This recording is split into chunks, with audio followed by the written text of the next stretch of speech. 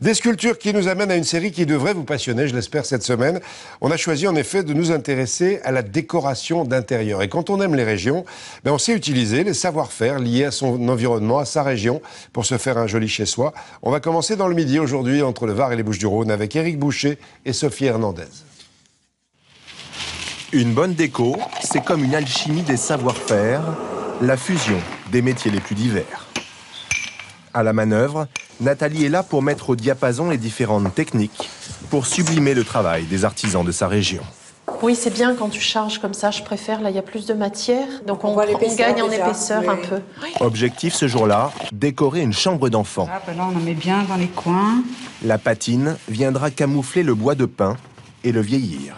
C'est du liant acrylique, simplement. Et c'est teint par la cendre. Et après, on va donner un petit coup de ponçage. Ce qui fait qu'il y a des endroits, la cendre, ça va faire des petites taches gris foncé. Ça va donner de la matière. C'est une technique très ancienne de Provence.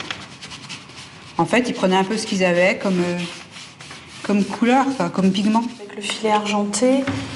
Au mur, des nuances régionales pour une peinture à la mode. C'est très tendance comme couleur. Des couleurs qui rappellent un peu la lavande, le sud. C'est parfait pour une chambre d'enfant, une chambre de petite fille notamment. Ça sera super.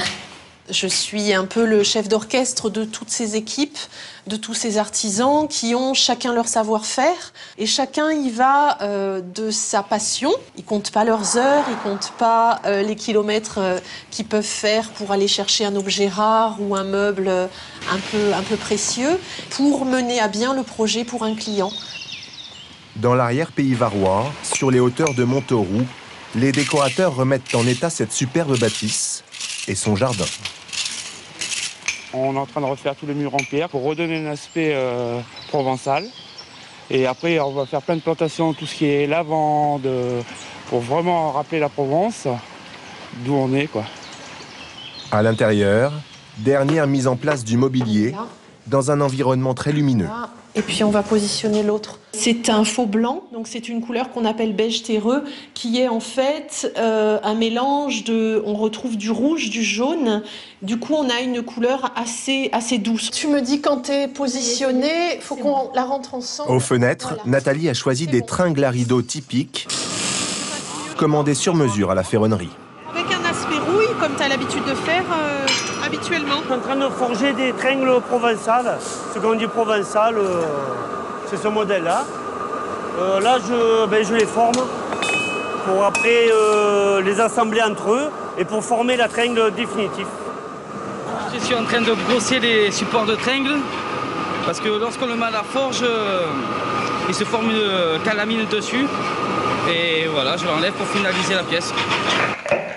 De la confection des rideaux en lin au choix des revêtements, autant de talents réunis pour transformer un intérieur en petit nid douillet à l'approche des longues soirées d'hiver. Et demain, autre atmosphère de décoration, celle de chalets de montagne.